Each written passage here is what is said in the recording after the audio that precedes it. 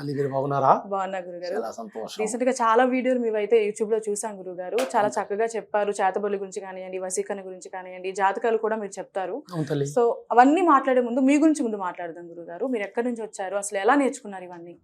అమ్మా మీరు అడిగింది మీరు ఎక్కడి నుంచి వచ్చారంటే, మేము ఇక్కడ తాతల కాలం నుంచి మా తాతలు మా పరంపర నుంచి మేము కోయరాజులం. మేము భద్రాచలం సైడు కొండలలో అడవి ఏరియాలలో మేము అక్కడ నివసించేవాళ్ళం. అంటే మా తాతల కాలం నుంచి ఇంతకుముందు మేము ఏం చేసేవాళ్ళం అంటే బయట తిరిగేవాళ్ళం. ఈక పెట్టుకొని పెద్ద పెద్ద దొరల దగ్గరికి వెళ్ళి వాళ్ళ సమస్యలు ఏదున్నా కూడా ఆ సమస్యలుగా పరిష్కారం చేస్తానికి మేము కొన్ని చెట్లు, కొన్ని మూలికలు, కొన్ని వేర్లు పోయే వాళ్ళని కలిసి ఇచ్చేవాళ్ళం. ఇట్లా ఆఫీసులు పెట్టుకొని కూర్చునేది ఇట్లా లేదు మాది, అలా తిరిగేవాళ్ళం. కానీ ఇప్పుడు కొన్ని సంవత్సరాల కానీ ఏంటంటే ఇట్లా ఆఫీసు పెట్టుకొని దొరలు కూడా కొంతమంది పర్సనల్గా మమ్మల్ని కలవాలన్నా, మాట్లాడాలన్నా, వాళ్ళ సమస్యలు చెప్పుకోవాలన్నా కూడా బాగుంటుంది కదా అని చెప్పి ఇట్లా ఆఫీసు పెట్టుకొని ఇట్లా కూర్చున్నాం.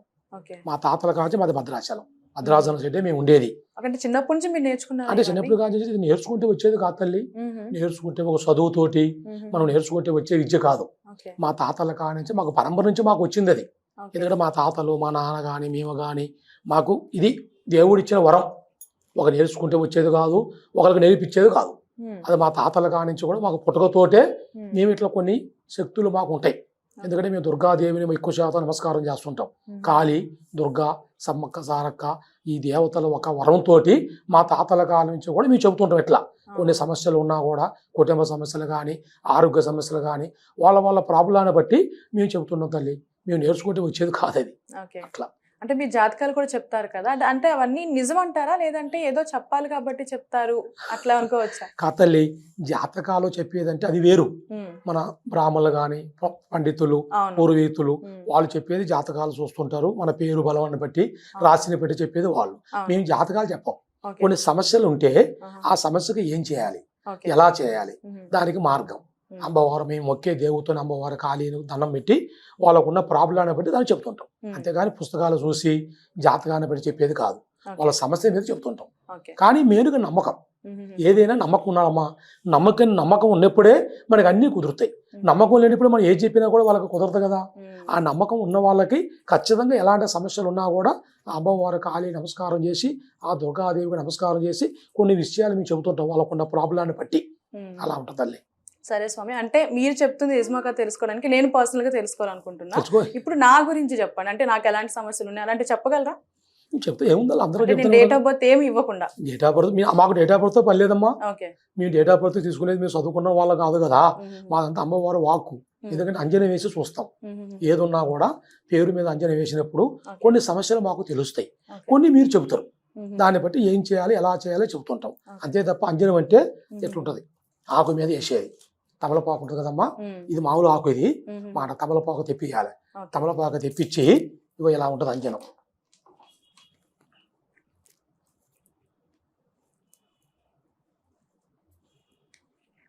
అంజనం అంటే ఇదే. అంజనం అంటే మీరు అనుకుంటారు కదా నల్లగా ఉంది, ఇది కాటికి లెక్క ఉంది కదా అనుకుంటారు. కాదు కాదు, ఇది అంజనం అంటే దీనికి వేరే, ఇది తయారు చేసే విధానం వేరే ఉంటుంది. దీని పవర్ ఎక్కువ. ఇది రాసినప్పుడు వాళ్ళ ఒంట్లో కానీ వాళ్ళ మీద ఉండవలసిన ప్రాబ్లాలు ఏదైనా ఉంటే మాకు కనపడతాయి. ఇలా పెట్టి చూస్తుంటాం.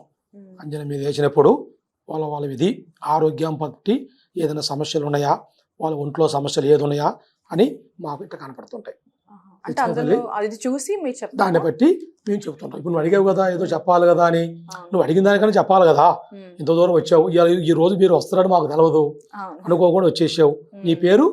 నా పేరు షర్మిల. షర్మిల, రైట్. కానీ నీ పేరు బలంలో చూస్తే అమ్మ షర్మిల పేరు బాగుంది. కానీ చిన్న వయసు అయినా కూడా ఏదున్నా ఓపెన్గా మాట్లాడతాం. మనసులో ఒకటి బయట ఒకటి మాట్లాడే మనస్తత్వం కాదు నీది. చిన్న వయసు అయినా కూడా అమ్మవారు దైవభక్తిలో ఉంది.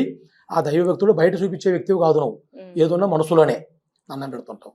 కానీ అన్ని విధాలుగా వర్క్ పరంగా కానీ, మీడియా పరంగా కానీ చాలా పేరు సంపాదించాలి కదా అని ఫస్ట్ కాంచి కష్టపడుకుంటూ పైకి వస్తున్నావు.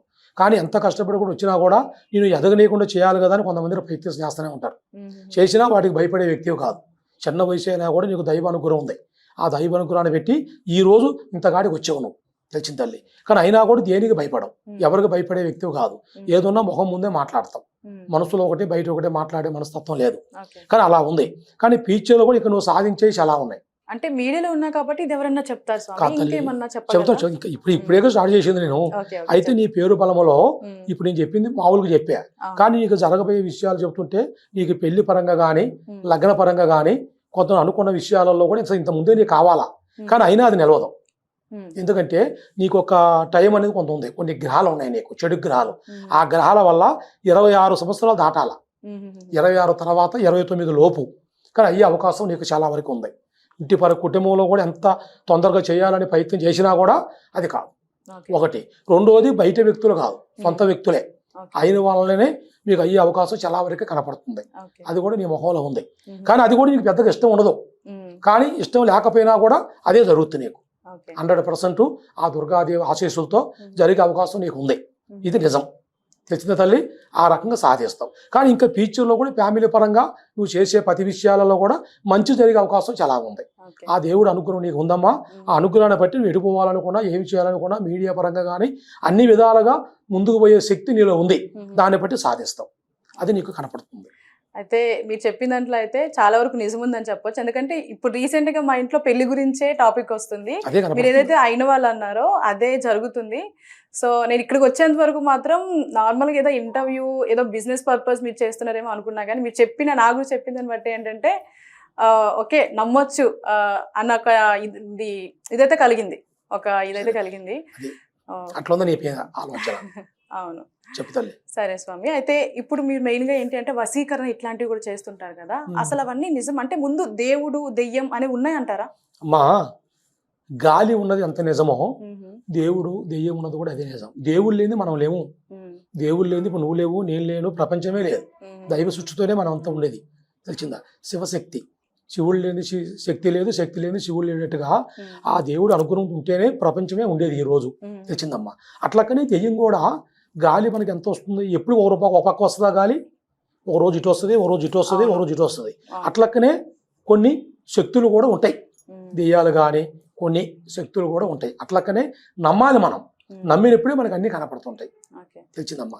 కానీ దెయ్యం అనేది ఉంది, లేదని కాదు. నువ్వు అడిగావు కదా దెయ్యం ఉందా అని, దేవుడు ఉన్నాడా, దెయ్యం ఉందా అని. మ్మ్. దేవుడు ఉన్నది మనకి ఎంత నిజమో దెయ్యం కూడా ఉంది. ఎందుకంటే అట్లా పట్టి దెయ్యాలు పట్టిన వాళ్ళు ఎంతో మంది నివసిస్తున్నారు, మ్మ్. నివసిస్తారు చాలా మంది కష్టపడి దాంట్లోంచి బయటికి రాలేక. అట్లా మన మసీదులలో పోతే మ్మ్. కొన్ని నెలల కొద్దీ కట్టేసి చూస్తారు అక్కడ ఆ. దెయ్యాలు పెట్టిన వాళ్ళు. మీరు కూడా చూసే ఉంటారు, ఎందుకంటే మీరు మీడియాలో ఉన్నారు కాబట్టి, ఆ. పెద్ద పెద్ద వాళ్ళు మీరు వెళ్తుంటారు కాబట్టి మీకు తెలుస్తూనే ఉంటుంది.